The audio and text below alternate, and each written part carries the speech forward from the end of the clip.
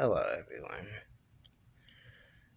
So, I'm gonna put out a few videos that will be covering the topic of suicides. And for this weekend, I will have some rituals, some spells, some meditations, the herbs and stones and different things like that work with dealing with grief over a suicide, or some that help kind of counter and protect against the thoughts of suicide. So that will be what is scheduled for the witchy weekend. But first, before I get to those, I want to do a couple of these videos with some information about suicide. And as always, this channel does not cover up the words that are not really, approved, I guess. But I feel like the word has an impact for a reason, and there's no reason for me to be saying offing yourself or offing themselves or self-deletion or anything like that. For the channels that do that, totally, they have my respect. That's their choice. But over here, I can't make myself not say the words. So anybody that needs a trigger warning, that was it. So for this video, I'm going to talk about being left behind after a suicide. People bereaved by a suicide often get less support because it's hard for them to reach out and because others are unsure of how to help. Every year in the United States, more than 45,000 people take their own lives. Every one of these deaths leave an estimated 6 or more suicide survivors. And by suicide survivors, I mean people who have lost someone they care about deeply and are left with their own grief and struggling to understand why it happened.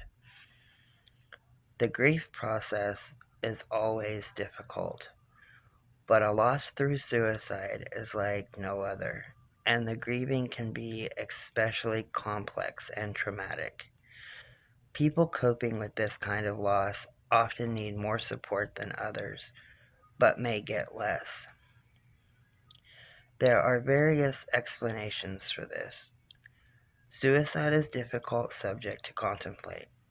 Survivors may be reluctant to confide that the death was self-inflicted.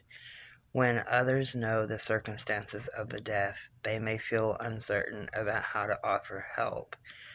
Grief after suicide is different, but there are many resources for survivors and many ways that you can get help.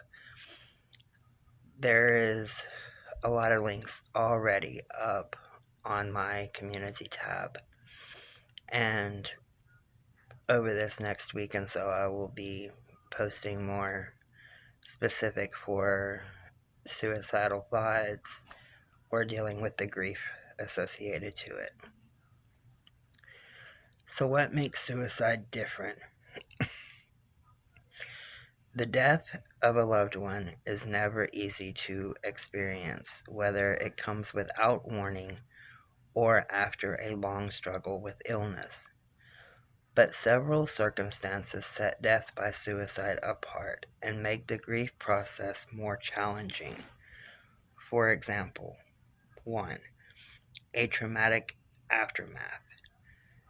Death by suicide is sudden, sometimes violent, and usually unexpected.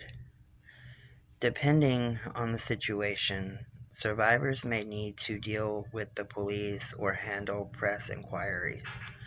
While you are still in shock, you may be asked whether you want to visit the death scene.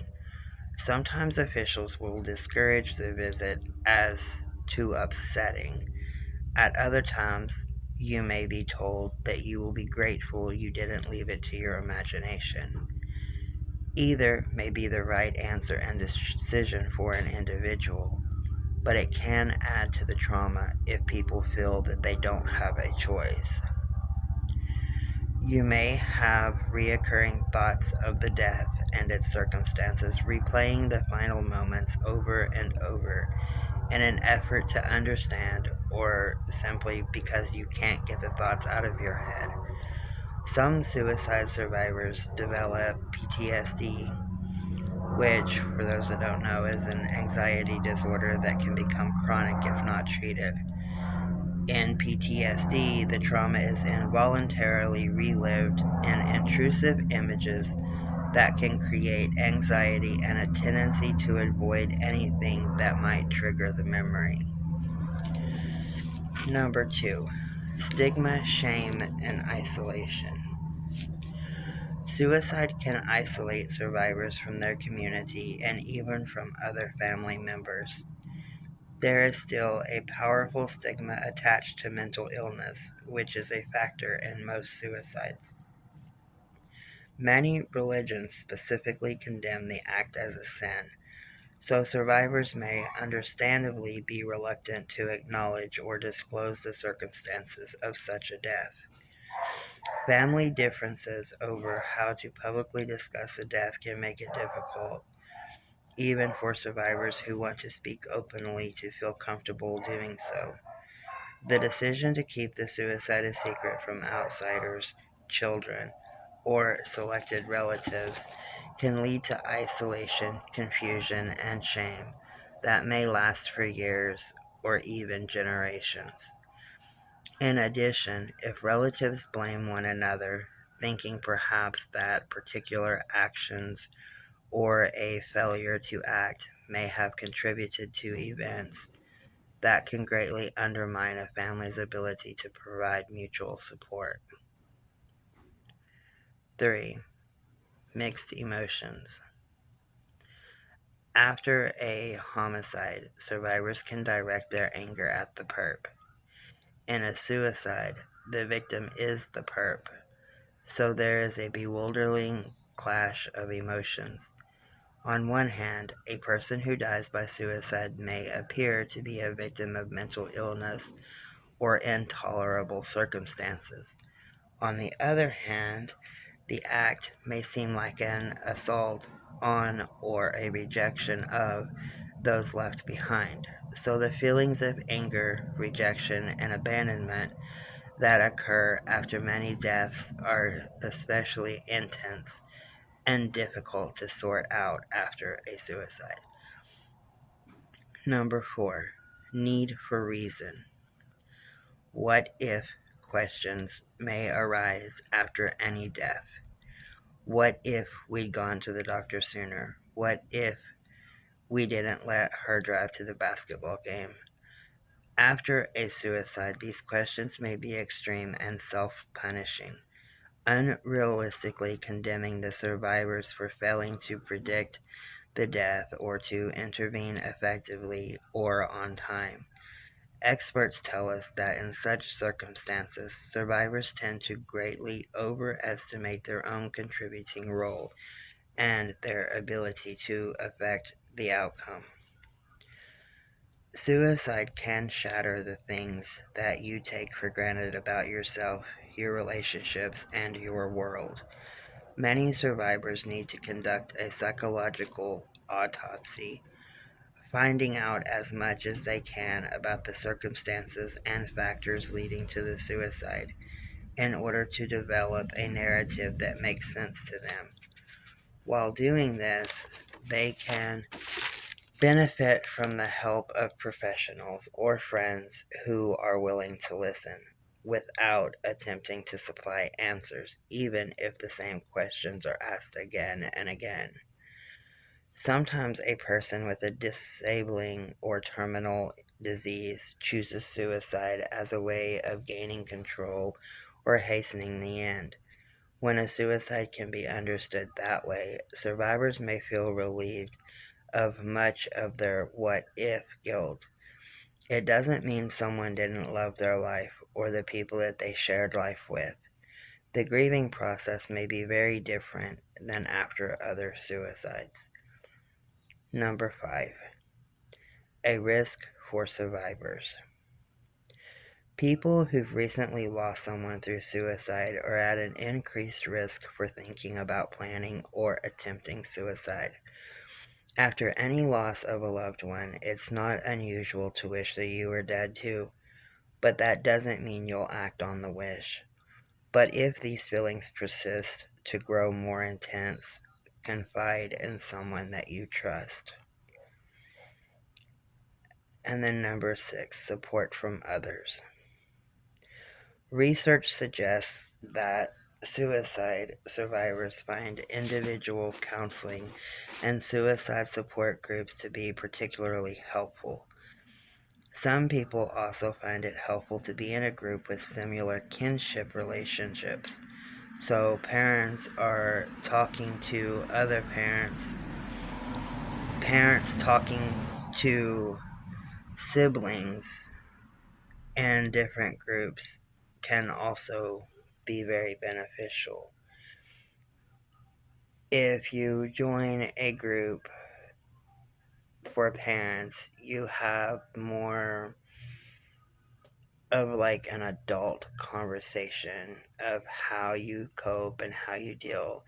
If you join a group that has siblings that lost somebody, it's very beneficial if you have children in the home that lost a sibling because you can hear firsthand account of how it feels, how they cope, and different things like that.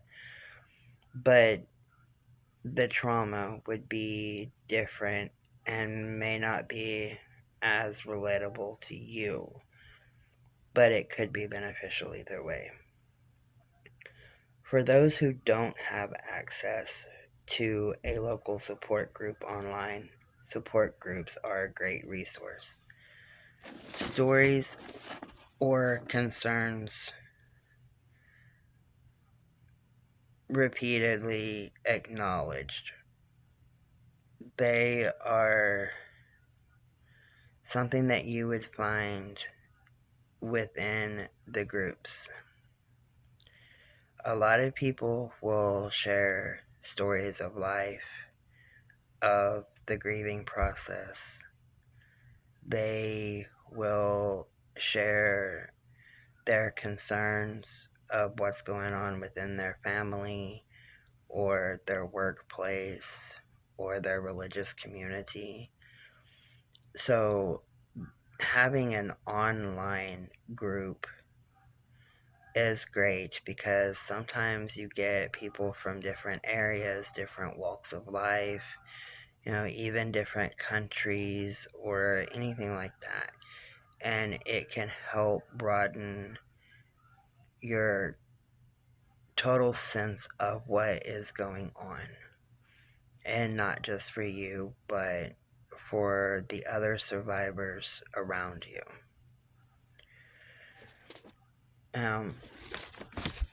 I hope this information was helpful to somebody, and especially if you are going through this currently with a loved one. I'm going to put out a couple of more videos about this before I start the witchy weekend. And those are going to be about how to tell if someone is suicidal, because they're not going to just open up and say it,